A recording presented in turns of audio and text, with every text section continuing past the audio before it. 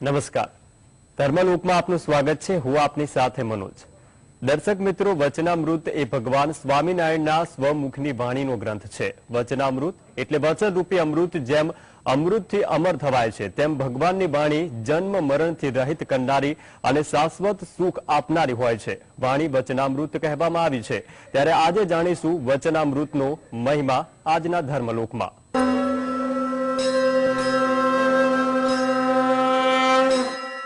તો આજ વિષય પર વધુ જ્ઞાન પીરસવા આપણી સાથે જોડાયા છે કુમકુમ મંદિરના સ્વામી પ્રેમ વત્સલ દાસજી. તો સ્વાગત છે સ્વામીજી. સૌપ્રથમ આપને પૂછવા માંગીશ કે વચનામૃત ગ્રંથનું મહત્વ શું છે? તમારો સરસ પ્રશ્ન છે કે વચનામૃત ગ્રંથ જે છે એ ગ્રંથમાં શું છે અને આ ગ્રંથનું મહત્વ શું છે. તો વચનામૃત ગ્રંથનું અનેરું મહત્વ છે. આ વચનામૃત એટલે શ્રી સ્વામિનારાયણ ભગવાન અને તેમના પરમહંસો તથા હરિભક્તોની આધ્યાત્મિક ગોષ્ઠી જે થઈ હતી એનો આ ગ્રંથ બનેલો છે. શ્રી સ્વામિનારાયણ ભગવાન દિવસે કે રાત્રે જ્યારે પણ સભામાં વાતો કરતા તે 5 સંતોએ વાતોને નોંધી લેતા હતા. તેની અંદર સ્થળ, તિથિ, સમય, શ્રી સ્વામિનારાયણ ભગવાનનો પહેરવેશ, પ્રશ્નોત્તરમાં જોડેલા સંતો, હરિભક્તો વગેરે બાબતોનો ઐતિહાસિક પ્રમાણ સાથેનો આ વચનામૃત એ અદ્ભુત ગ્રંથ છે. આપણા શાસ્ત્રોમાં વર્ણન આવે છે કે ઋષિ મુનિઓ જ્યારે સાધના કરતા ત્યારે ભગવાનની વાણીનો ગુંજારવ મુનિઓની હૃદય ગુફામાં થતો અને તે અમૃત વાણી પછી ઋષિ મુનિઓના મુખ કમળ દ્વારા જગતના જ્ઞાન પીપાસુ માનવોને સાંભળવા મળતી.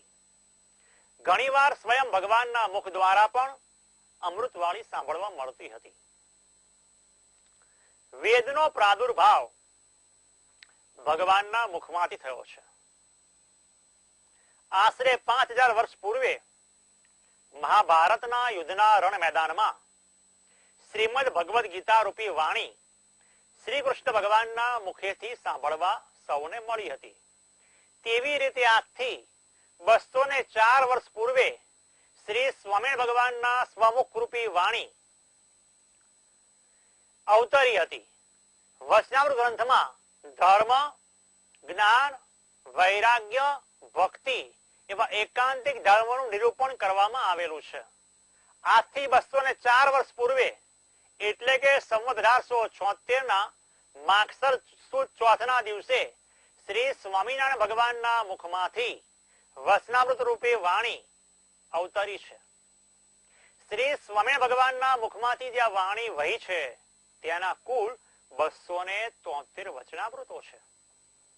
આ જે વચનામૃતો છે તેનો સંગ્રહ સદગુરુ શ્રી ગોપાળાનંદ સ્વામી, સદગુરુ શ્રી મુક્તાનંદ સ્વામી, સદગુરુ શ્રી નિત્યાનંદ સ્વામી, સદગુરુ શ્રી બ્રહ્માનંદ સ્વામી, સદગુરુ શ્રી સુકાનંદ સ્વામીએ કર્યો છે. આ વચનામૃત હાલ સંસ્કૃત, હિન્દી, અંગ્રેજી, ગુજરાતી એમ 4 થી પણ અનેક ભાષાઓમાં તે પ્રાપ્ત છે. તેથી આજે અસંખ્ય માણસો તેનો લાભ લઈ અને એમાંથી જ્ઞાન મેળવે છે અને કૃતાર્થ બને છે. આ વચનામૃત ગ્રંથ માણસ સારી રીતે અને સરળ રીતે સમજી શકે તે માટે શ્રીજી સંકલ્પ મૂર્તિ શ્રી જીવનપ્રાણજી બાપાશ્રીએ આ વચનામૃત ઉપર રહસ્યાર્થ પ્રદીપિકા ટીકા કરી છે. આ ટીકામાં શ્રી સ્વામિનારાયણ ભગવાનના સિદ્ધાંતો અને તેમનું રહસ્ય પ્રતિપાદન કરવામાં આવેલું છે. અને આ જે ગ્રંથનો સંગ્રહ કરવાની જે મહેનત કરી હોય ને તો તે સદગુરુ શ્રી ઈશ્વરચંદાજી સ્વામીએ કરેલી છે. અને આ વચનામૃત રહસ્યાર્થ પ્રદીપિકા ટીકા નો જે ગ્રંથ વચનામૃતમ જે જન સમાજ સુધી પહોંચે તે માટે દેશ અને વિદેશમાં તેનો પ્રચાર અને પ્રસારનું કાર્ય સ્વામી બાપાએ કરેલું. જેમની ઉંમર 100 વર્ષની થઈ હતી એવા સદગુરુ શાસ્ત્રી શ્રી આનંદપ્રિયદાસજી સ્વામી પણ અહોનિશ આ વચનામૃત ગ્રંથ વાંચતા અને એમની પાસે જે કોઈ માણસો જાય ને એના ગ્રંથ વંચાવતા, સંભળાવતા હતા. આવો અદ્ભુત ગ્રંથ છે. માટે શ્રી સ્વામિનારાયણ ભગવાને માનવીના જીવનમાં આવતી નાનામાં નાની સમસ્યાથી લઈને મોટામાં મોટા પ્રશ્નોના ઉકેલ માટેનું જો કોઈ પ્રેક્ટિકલ મેન્યુઅલ આપ્યું હોય ને તો એ વચનામૃત ગ્રંથ છે. આ વચનામૃત ગ્રંથની વિશેષતાઓ ઘણી બધી છે કે સામાન્યમાં સામાન્ય માણસ પણ તેને સમજી શકે છે અને પોતાના જીવનને ઉર્ધ્વગામી બનાવી શકે છે. આ વચનામૃત ગ્રંથમાંથી આપણે જીવન કેવી રીતે જીવવું જોઈએ તે શીખવા મળે છે. માટે હંમેશા આપણે વિચાર કરવો જોઈએ કે આપણે ક્યાં જવાનું છે અને તે મંજિલે પહોંચવા માટે મારે શું કરવું જોઈએ અને કેવી રીતે કરવું જોઈએ. આવો અદ્ભુત ગ્રંથ શ્રી સ્વામી ભગવાને આપણને આપ્યો છે. તેનું આપણે જેટલું પઠન કરીશું તેટલા વધારે સુખી બનીશું. એમ વચનામૃત ગ્રંથ નિત્ય હંમેશા સૌ કોઈએ વાંચવા વિચારવા જેવો છે. જી, વચનામૃત ગ્રંથની વિશેષતા શું છે? તમે ખરેખર બહુ મહત્વનો પ્રશ્ન પૂછ્યો કે વચનામૃત ગ્રંથની શું ખાસિયત છે, શું વિશેષતાઓ છે. તો વચનામૃતમાં શ્રી સ્વામિનારાયણ ભગવાને અનેક વિષયોને આવરી લીધા છે.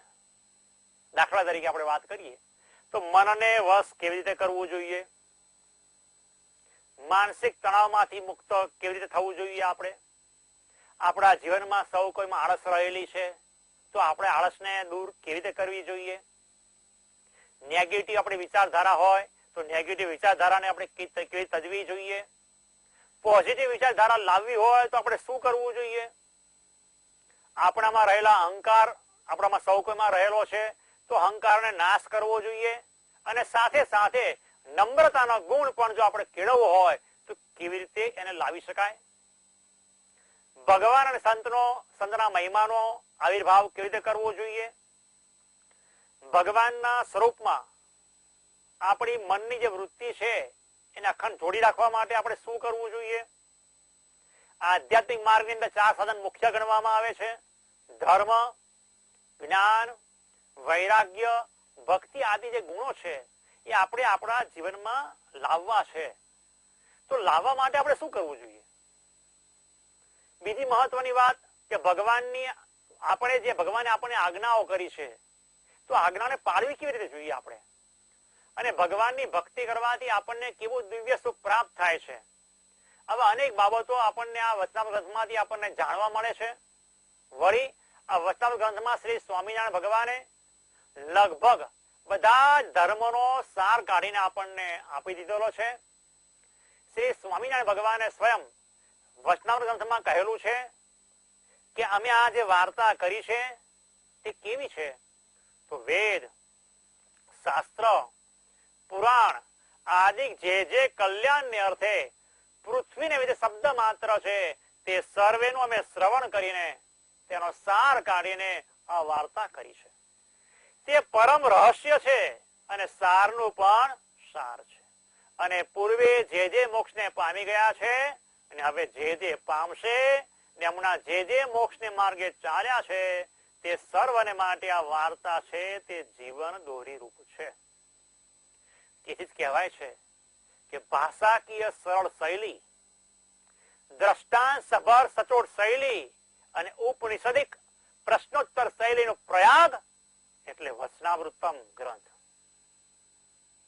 ઘણાને મનમાં એવો પ્રશ્ન થતો હોય છે કે આ વચનામૃત ગ્રંથની રચના શા માટે કરવામાં આવી છે. તો અનાદિકાળથી અનેક જીવો શાશ્વત સુખને પામવાને અથાગ પ્રયત્ન કરી રહ્યા છે, પરંતુ તેને જીવનભર મહેનત કરવા છતાં હાથમાં શું આવે છે ખબર છે? માત્ર દુઃખો, પ્રશ્નો, ક્લેશો, ઉદ્વેગો, હતાશા, નિરાશા, અશાંતિ અને અસંતોષ. અને પાછું મૃત્યુ બાદ ફરી એ જન્મ મરણ લખ 84 નું ચક્કર. માણસને આજ કેમ પ્રાપ્ત થાય છે? તો તેની પાછળનું કારણ એ છે કે માણસને તેને પોતાના જે અંતઃશત્રુઓ છે, કામ, ક્રોધ, લોભ, આળસ, રસાસ્વાદ, વાસના, આ બધાને હેરાન કરે છે અને નડે છે. તો આ સર્વે દોષોનું મૂળ છે અજ્ઞાન. જ્યાં સુધી જીવાત્મા મૂળ અજ્ઞાનથી મુક્ત ન થાય ત્યાં સુધી કદાપી તે સુખી થઈ શકતો નથી. એટલે કે ભગવાનના શાશ્વત દિવ્ય સુખને પ્રાપ્ત કરી શકતો નથી. મૂળ અજ્ઞાનને નાશ કરવાનો એકમાત્ર ઉપાય છે ભગવાન અને ભગવાનના સત્પુરુષોની પ્રાપ્તિ થાય અને એ એમનું સર્વણ સ્વીકારી લે તો એમાંથી છૂટે.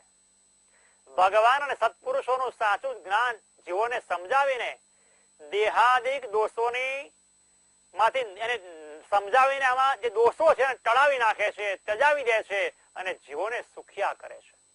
અને સૌને આવી રીતે સુખિયા કરવા માટે જ શ્રી સ્વામિનારાયણ ભગવાને અધ્યાત્મ જ્ઞાન પીરસવાને માટે આ વચનામૃત ગ્રંથની રચના કરી છે.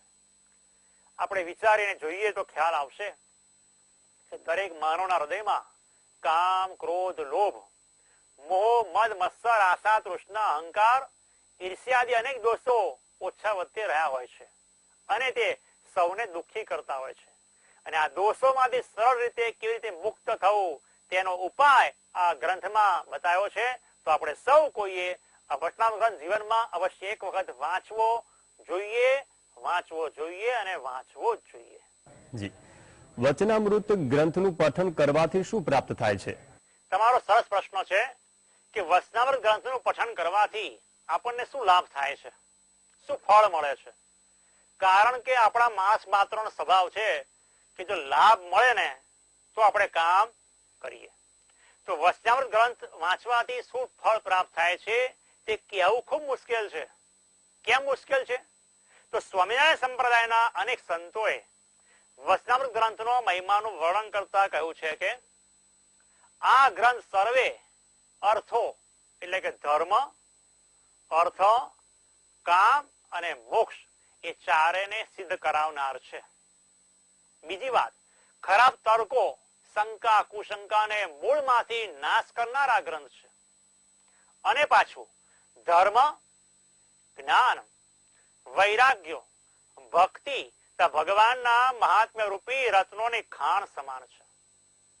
અહીં શ્રી હરિએ સત્શાસ્ત્રોને માન્ય એવો સ્વ અનુભવ પણ આ ગ્રંથમાં કહેલો છે. એટલે આનું પ્રતિદિન સેવન કરનાર મનુષ્ય પૂર્ણ કામ થાય છે. આવો આ વચનામૃત ગ્રંથનો મહિમા છે. સાંપ્રત સમયમાં માનવી અનેક સંસાર અને વિચમણામાં ફસાયેલો છે. દરેક માનવીના હૃદયમાં ક્રોધ, લોભ, આળસ, નિદ્રા, રસાસ્વાદ, દેહાશક્તિ, માન, ઈર્ષ્યા, મત્સર, વાસના તેને હેરાન પરેશાન કરે છે અને તેને તે નડે છે. તે દોષોમાંથી કેવી રીતે બહાર નીકળવું જોઈએ, આવા દરેક જટિલ પ્રશ્નોના જવાબ મેળવવાની કોઈ માસ્ટર કી એટલે કે માસ્ટરમાં માસ્ટર ચાવી હોય તો આ વચનામૃત ગ્રંથ છે.